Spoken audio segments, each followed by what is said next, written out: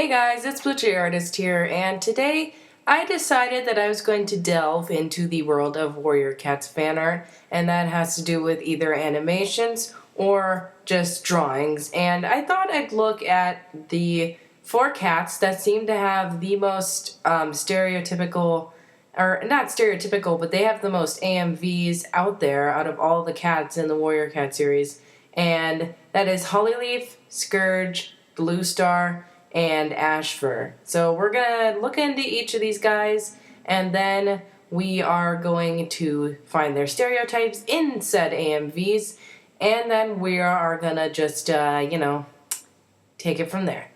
So let's talk about Hollyleaf first, because this is the one I think that bothers me the most out of all of them. So if you look for a Hollyleaf AMV, there's a good amount of them, and this just... I don't see...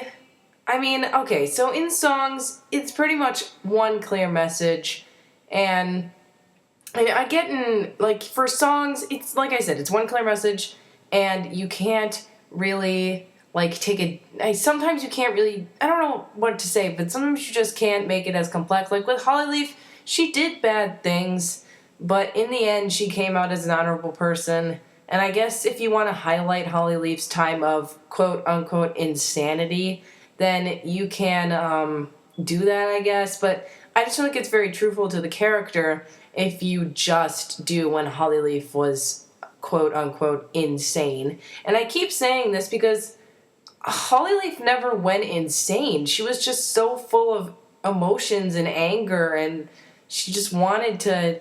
She wasn't insane, okay?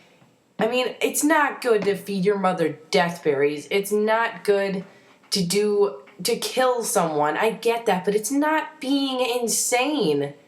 It's not excusable behavior, but it's not being insane. That's my point. And when people show Hollyleaf, grinning at Ashfur's body, no, she was horrified that she just killed someone.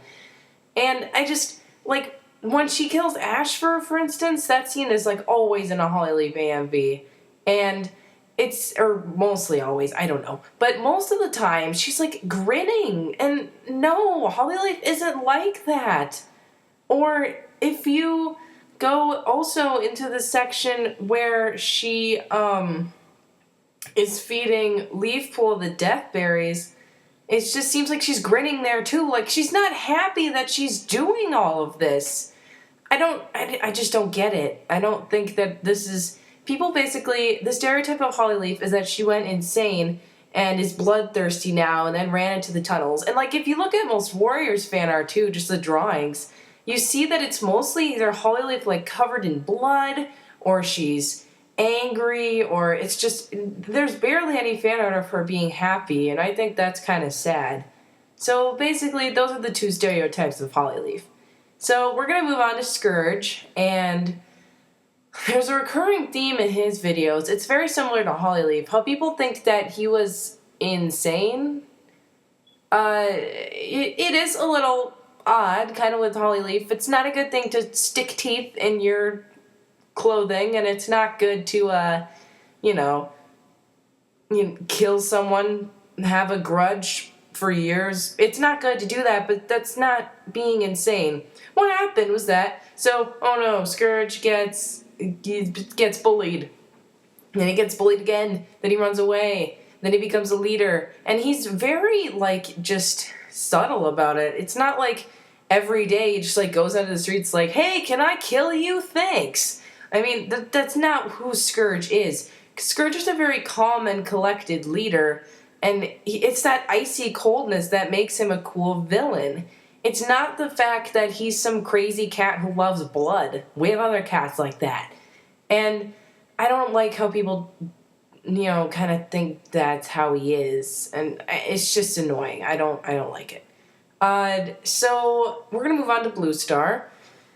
And she's one of those cats where, this is a cat where they do, basically every crappy thing that happened to her, and they smush it all into one video.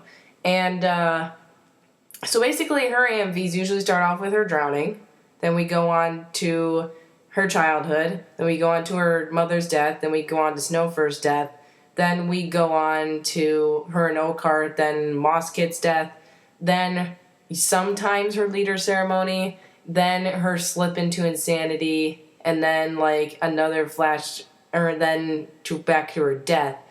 And it's just, I get you can't put a lot into an AMV. I know as an animator that sometimes it's hard to put all that you want in an AMV. Maybe the song doesn't fit. I don't know.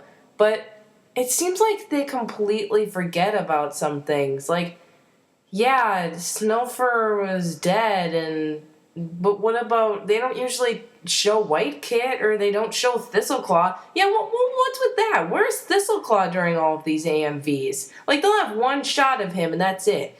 Thistleclaw was like the big antagonist of Blue Star's Prophecy, and they're just like, whatever, I'm not gonna put him in there. Like, I get it, you know? I don't know. Sometimes it just doesn't work in an AMV, and I understand that, but I don't know. Sometimes it is necessary to put in elements of the story that do matter. Well, I saved the best for last. Ash for AMVs. Now these AMVs have been made fun of a ton. Like, there's so many parodies of Ash for AMVs out there. They're really funny too. Like, if you grew up with like Unpleasant Pheasant, who used to be Flightfoot Warrior, really started this trend of Ash for AMV. She was like the big, or he, I don't know, but they were the big starter to all these Warrior AMVs, and they did mostly Ash for AMV, so I think that's where this whole thing came from.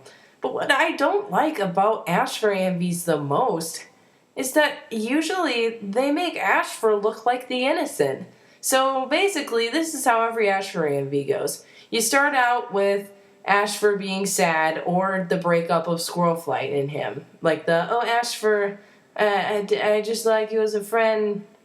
And then we go to a mopey dopey scene of Ashfur. Then we go to a shot of him watching Squirrelflight and Brambleclaw cuddle. Then we go to him scheming with Hawkfrost, and sometimes that isn't even included.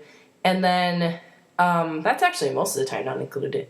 But anyway, so then we go to more moping and doping, we go to crying, we go to roses, we go to all of that brilliant stuff.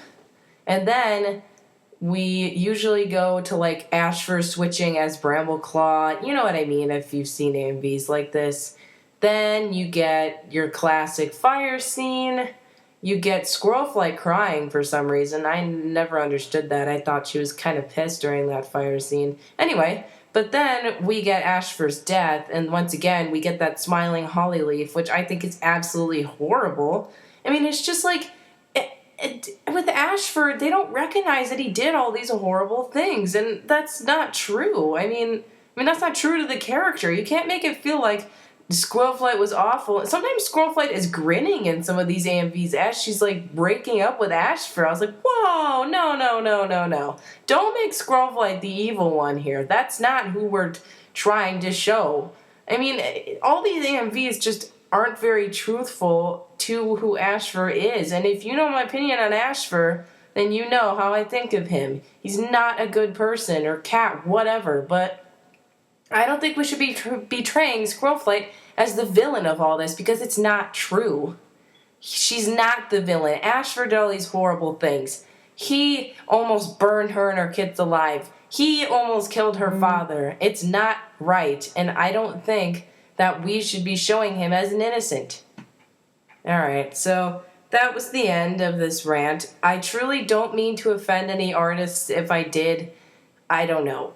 I think all work is amazing, and if you put the time and effort into it, then you deserve to have your work recognized. I don't own any of the clips in this, and yeah, I'll see you guys in the next rant.